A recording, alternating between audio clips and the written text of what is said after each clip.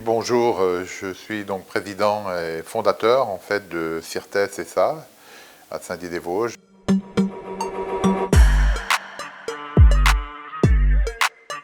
Ma spécialité, c'est la chaîne numérique, c'est en génie mécanique, le numérique en fait de l'image jusqu'à la fabrication des pièces, ce qu'on appelle aujourd'hui fabrication additive, impression 3D. Et puis c'est également l'usinage avancé et la surveillance de l'usinage.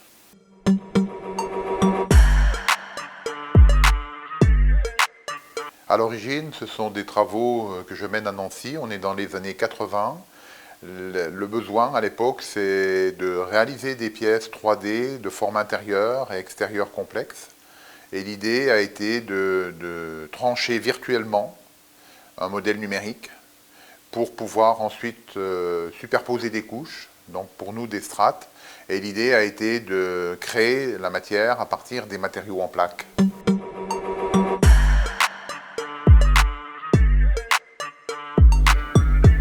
Alors à l'époque, le besoin pour développer le procédé de stratoconception a été de créer une structure qui puisse permettre de faire de l'ingénierie, de la recherche, du transfert et de l'industrialisation. Et l'idée a été de créer Sirtes ici, à Saint-Dié-des-Vosges, au cœur d'un bassin industriel très très dense.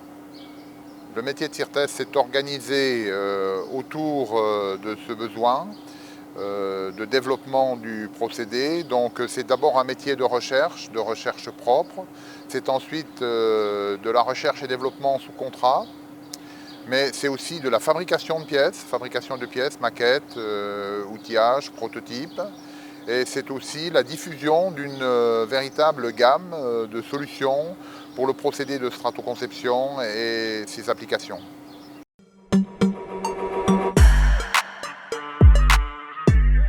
L'intérêt général du procédé de stratoconception, c'est d'utiliser les matériaux en plaques, et des matériaux qui sont des bois, des polymères, des métaux, donc des matériaux très très variés.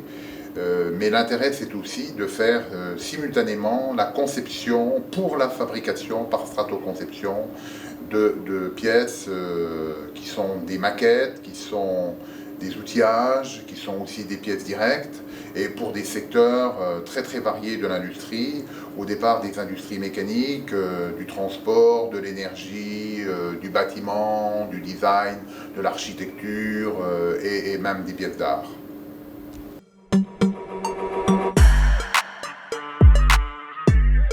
Les matériaux qui sont utilisés dans le procédé de stratoconception, ce sont des bois.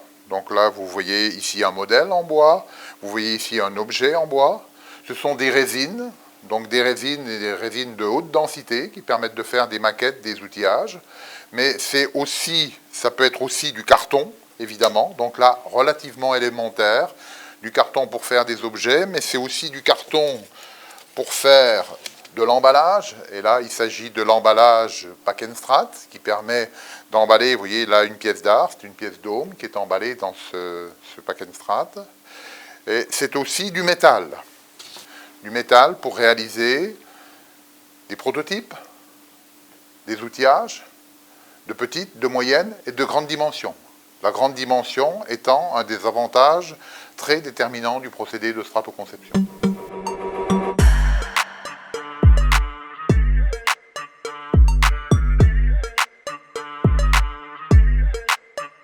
Les applications du procédé de stratoconception, c'est d'abord des maquettes, des prototypes, de petites, de moyennes, de grandes dimensions.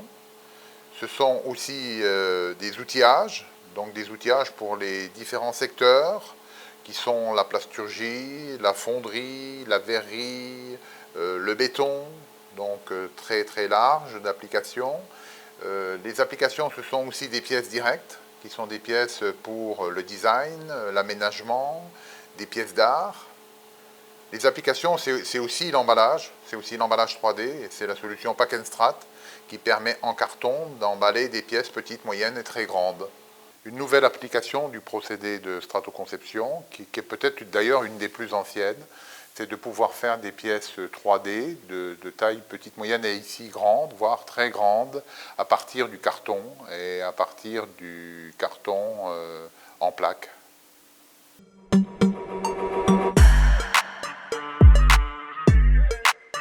limites du procédé de stratoconception. Le procédé n'est pas fait pour réaliser des pièces petites de quelques millimètres, très très fines, à parois fines ou également des lattices. On a compris, l'intérêt du procédé, c'est de réaliser des pièces moyennes, grandes, voire de très grandes dimensions et dans les matériaux très très variés qu'on a pu voir et entrevoir tout à l'heure.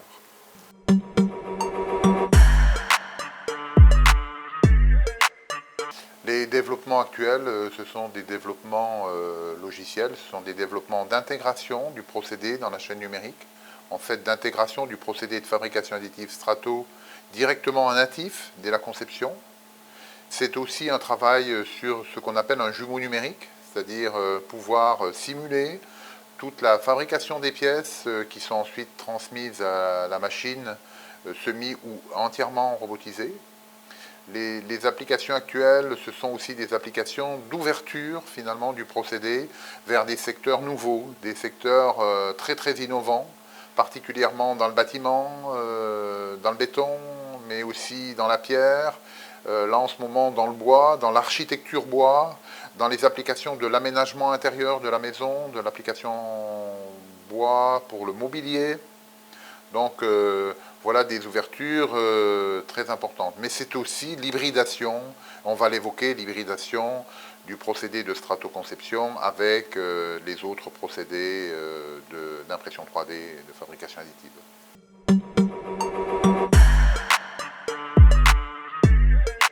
Alors les avantages, comme on a vu, hein, ce sont d'abord les matériaux en plaques, hein, les matériaux industriels en plaques. Les avantages, c'est la taille des pièces. On a vu petites mais moyennes et surtout des très grandes pièces. Et puis les avantages, c'est la diversité des applications qui vont, comme on a vu tout à l'heure, depuis la maquette, outillage, jusqu'à des applications de pièces directes, de design et voire des pièces d'art. Les avantages, c'est aussi l'intégration du procédé, stratoconception, c'est-à-dire de la conception à la fabrication, et aujourd'hui l'intégration du procédé dans la chaîne numérique de la conception native CAO top solide.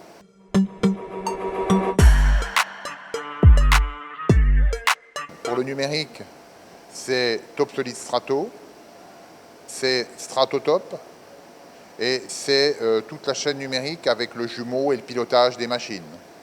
Des machines de grande dimension, voire de très grande dimension, et des machines qui peuvent entièrement être robotisées, comme là ici la dernière solution de stratoconception, la machine Stratoto, qui automatise depuis le chargement des plaques jusqu'à la finition complète de la pièce sur le poste d'assemblage.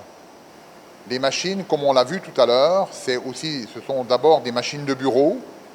Ce sont des machines qui peuvent faire donc un demi-mètre au cube, mais ce sont des machines de X mètres, 1 mètre, 2 mètres, 3 mètres, 6 mètres. Et là, ici, des machines qui font plusieurs mètres dans le sens X, Y et Z.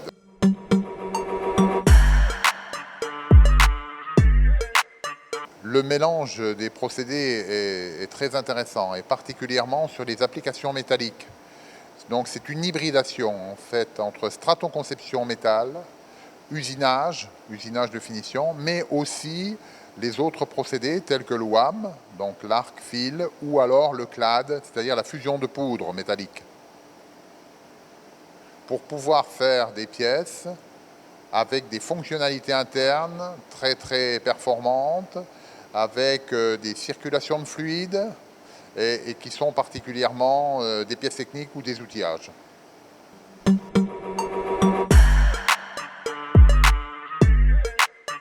Les applications industrielles sont importantes aujourd'hui dans le monde. Nous avons 800 solutions implantées dans le monde aujourd'hui, 800 solutions du procédé de stratoconception sous forme de logiciels et de machines.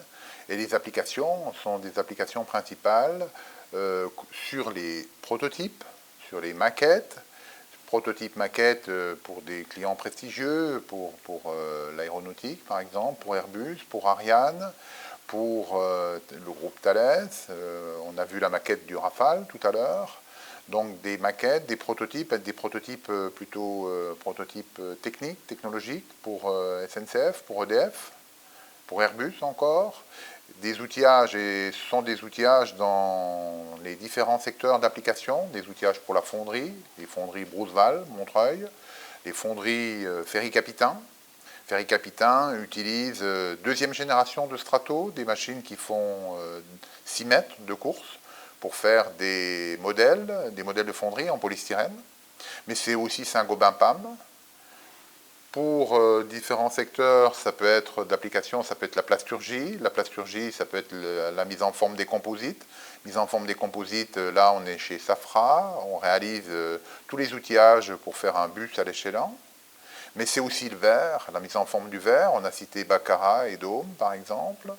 Ce sont des outillages plus récemment pour des matériaux tels que le béton. Et là, on est dans le groupe Pédusie, on est à Fraisse-sur-Moselle, on est dans les Vosges. Mais c'est aussi, on est dans les Alpes, c'est aussi la mise en forme de la pierre.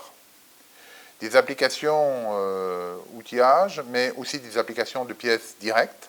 Des pièces directes qui sont des pièces d'aménagement, qui sont des pièces de design, qui sont des pièces d'art, le sculpteur Paulès par exemple.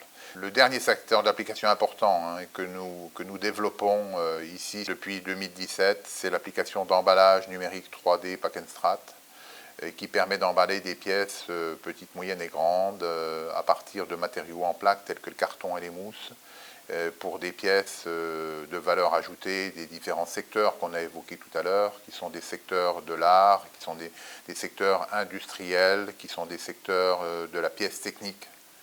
Chaque fois qu'il y a valeur ajoutée, qu'il y a pièces de forme complexe, Pack and Strat apporte une solution, et une solution, le vrai cocon, une solution personnalisée et une solution très très sécurisée.